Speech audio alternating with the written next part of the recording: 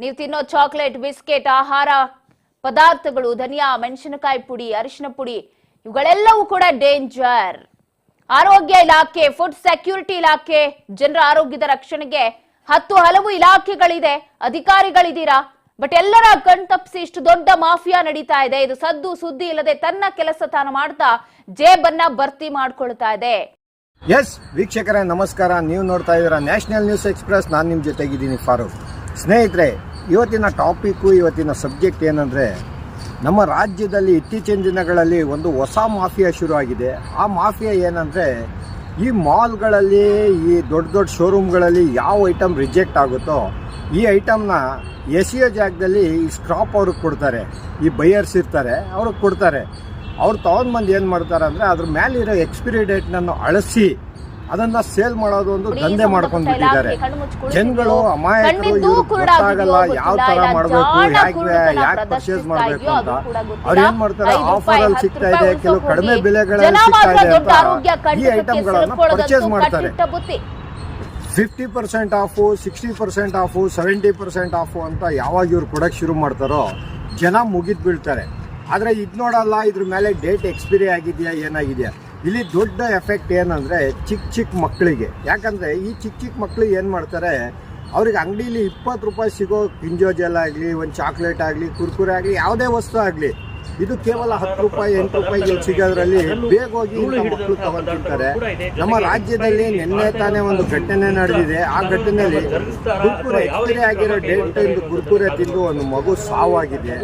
ಆ ಮಗು ಸಾವಿಗೆ ಯಾರು, ಫುಡ್ ಅಧಿಕಾರಿಗಳ ಕಾರಣನ ಇಲ್ಲ ಅಂಗಡಿಲಿ ಮಾರಿದವ್ರ ಕಾರಣನ ಅದು ಗೊತ್ತಿಲ್ಲ. ಆದರೆ ಇಂಥ ಘಟನೆಗಳು ನಡೆದಾಗ, ಈಗ ನಾವು ರಾಮನಗರದಲ್ಲಿ ಒಂದು ಅಂಗಡಿಲಿ ವಿಸಿಟ್ ಮಾಡಿದ್ದೀವಿ. ಇಲ್ಲಿ ಈ ಥರ ಹಲವಾರು ನೂರಾರು ಸಂಖ್ಯೆಯಲ್ಲಿ ಎಕ್ಸ್ಪೈರಿ ಆಗಿರೋ ಐಟಮ್ಗಳು ಸಿಕ್ಕೈತೆ.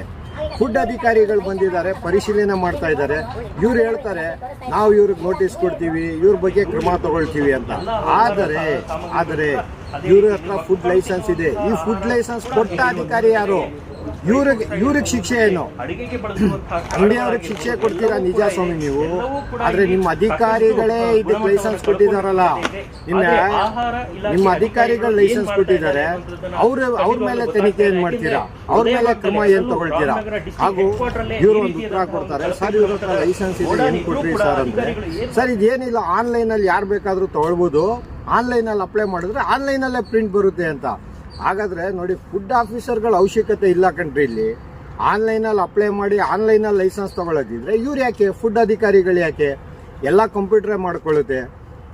ಖಂಡಿತ ಇಲ್ಲಿ ಯಾವ ಅಧಿಕಾರಿನೂ ಬಂದಿಲ್ಲ, ಪರಿಶೀಲನೆ ಮಾಡಿಲ್ಲ. ಒಂದು ವೇಳೆ ಬಂದು ಪರಿಶೀಲನೆ ಮಾಡಿದ್ರು ಅದು ಇವರು ಅಧಿಕಾರಿಗಳು ಮಾರಾಟ ಆಗಿದ್ದಾರೆ. ಯಾಕಂದ್ರೆ ಇಷ್ಟು ಗಲೀಜು ಇಂಥ ಅಂಗಡಿಗೆ ಒಂದು ಲೈಸೆನ್ಸ್ ಕೊಡ್ತಾರಂದ್ರೆ ಇವ್ರ ಗಮನಕ್ಕೆ ಏನಿಲ್ವಾ? ಇದು ದೊಡ್ಡ ಪ್ರಶ್ನೆ. ವೀಕ್ಷಕರೇ, ನೀವು ಯಾವುದೇ ವಸ್ತು ತಗೊಳ್ಳೋಕ್ಕಿಂತ ಮುಂಚೆ ಜಾಗೃತವಾಗಿರಿ. ಹಾಗೂ ಈ ಥರ ಐಟಮ್ಗಳು ತಗೊಳ್ಬೇಕಾದ್ರೆ ಆಫರ್ ಅಂತ ಯಾವಾಗ ನೀವು ಮುಗಿಬೀಳ್ತೀರೋ ಆವಾಗ ಎಕ್ಸ್ಪೈರಿ ಡೇಟನ್ನು ನೋಡಿ. ಅಧಿಕಾರಿಗಳೇ, ಈಗಾದರೂ ಎಚ್ಚೆತ್ಕೊಳ್ಳಿ. ಮುಂದಿನ ದಿನಗಳಲ್ಲಿ ಇಂಥ ಐಟಮ್ ತಿಂದು ರಾಜ್ಯದಲ್ಲಿ ನೂರಾರು ಸಾವಾಗಿ ದೊಡ್ಡ ಮಟ್ಟದಲ್ಲಿ ಒಂದು ಹಗರಣ ಬಯಲಿಗೆ ಬರೋಕ್ಕಿಂತ ಮುಂಚೆ ನೀವು ಎಚ್ಚೆತ್ಕೊಳ್ಳಿ. ಇನ್ನೂ ನೀವು ದಿನಗಳಲ್ಲಿ ಇಂಥದ್ದು ಯಾವುದಾದ್ರೂ ಮತ್ತೆ ಅನಾಹುತ ಆಗಿ ಮತ್ತೆ ಯಾವುದಾದ್ರೂ ಮಕ್ಕಳು ಸಾವಾದರೆ ಇದಕ್ಕೆ ನೇರ ಹೊಣೆ ನೀವಾಗಿರ್ತೀರ. ಹಾಗೂ ಸರ್ಕಾರದವರು, ಸಚಿವರೇ, ಈಗಾದರೂ ದಯವಿಟ್ಟು ಈ ವರದಿ ನೋಡಿದ ಮೇಲೆ ನೀವು ಎಚ್ಚೆತ್ಕೊಳ್ಳಿ.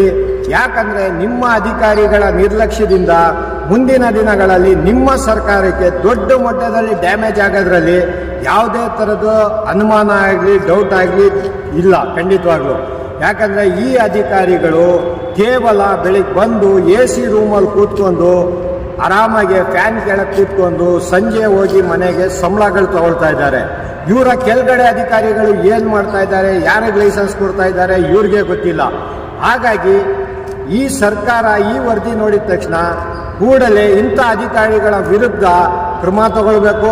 ಹಾಗೂ ಇಂಥ ಅಧಿಕಾರಿಗಳನ್ನ ಸಸ್ಪೆಂಡ್ ಮಾಡಬೇಕು. ಇಲ್ಲ ಅಂದರೆ ಮುಂದಿನ ದಿನಗಳಲ್ಲಿ ದೊಡ್ಡ ಮಟ್ಟದಲ್ಲಿ ಅನಾಹುತ ಆದರೆ ಇದಕ್ಕೆ ಅಧಿಕಾರಿಗಳು ಮಾತ್ರ ಕಾರಣ ಅಲ್ಲ, ಸಚಿವರು ಹಾಗೂ ಸರ್ಕಾರ ಕೂಡ ಕಾರಣ ಆಗಿರುತ್ತದೆ. ಮೊಬೈಲ್ ಜಂಕ್ಷನ್ ಇದಿರೋದು Urdu school main road, Upparahalli, Tumakuru. ಎಲ್ರಿಗೂ ಕೂಡ ಬ್ರಾಂಡೆಡ್ ಬಟ್ಟೆ ಹಾಕೋಬೇಕು, ಬ್ರಾಂಡೆಡ್ ಶೂ ಹಾಕೋಬೇಕು, ಮೊಬೈಲ್ ತಗೋಬೇಕು, ವಾಚಸ್ ತಗೋಬೇಕು ಅಂತ ತುಂಬಾ ಆಸೆ ಇರುತ್ತೆ. ಬಟ್ ಏನ್ ಮಾಡೋದು, ನಮ್ಮ ಹತ್ರ ಅಷ್ಟೆಲ್ಲ ಕಾಸಿಲ್ಲ ಅಂತ ತುಂಬಾ ಜನ ಬೇಜಾರ್ ಮಾಡ್ಕೋತಾರೆ. ಸೊ ಅಂತವರಿಗೋಸ್ಕರ ನಾನು ಒಂದು ಒಳ್ಳೆ ಶಾಪ್ ನ ನಿಮ್ಗೆ ಸಜೆಸ್ಟ್ ಮಾಡ್ತಾ ಇದ್ದೀನಿ. ಮೊಬೈಲ್ ಜಂಕ್ಷನ್ ಅಂತ ಇದಿರೋದು Urdu school main road, Upparahalli, Tumakuru. ಈ ಒಂದು ಶಾಪ್ಗೆ ನೀವು ಹೋದ್ರೆ ಎಲ್ಲಾ ತರದ ಮೊಬೈಲ್ ಆಕ್ಸೆಸರೀಸ್ ಸಿಗತ್ತೆ. ಸ್ಮಾರ್ಟ್ ವಾಚ್ ಬೇಕಂದ್ರೆ ಎಲ್ಲಾ ಬ್ರಾಂಡ್ ಅಲ್ಲಿ ತುಂಬಾ ಅಫೋರ್ಡಬಲ್ ಪ್ರೈಸ್ ಅಲ್ಲಿ ನಿಮ್ಗೆ ಕೊಡ್ತಾ ಇದ್ದಾರೆ. ಜೊತೆಗೆ ಇಯರ್ಬೋರ್ಡ್ಸ್ ಬೇಕು ಅಂದ್ರೂ ಸಿಗತ್ತೆ. ಯಾವುದೇ ಮೊಬೈಲ್ ಬೇಕಾದ್ರೂ ನಿಮ್ಗೆ ಈ ಶಾಪ್ ಅಲ್ಲಿ ಸಿಗತ್ತೆ. ಒಮ್ಮೆ ಈ ಶಾಪ್ಗೆ ಭೇಟಿ ಮಾಡಿ. ನಿಜಕ್ಕೂ ನಿಮ್ಗೆ ಅತ್ಯದ್ಭುತ ಆಫರ್ಗಳನ್ನ ನಿಮ್ಗೋಸ್ಕರ ತಂದಿದ್ದಾರೆ ಮೊಬೈಲ್ ಜಂಕ್ಷನ್ ಅಲ್ಲಿ.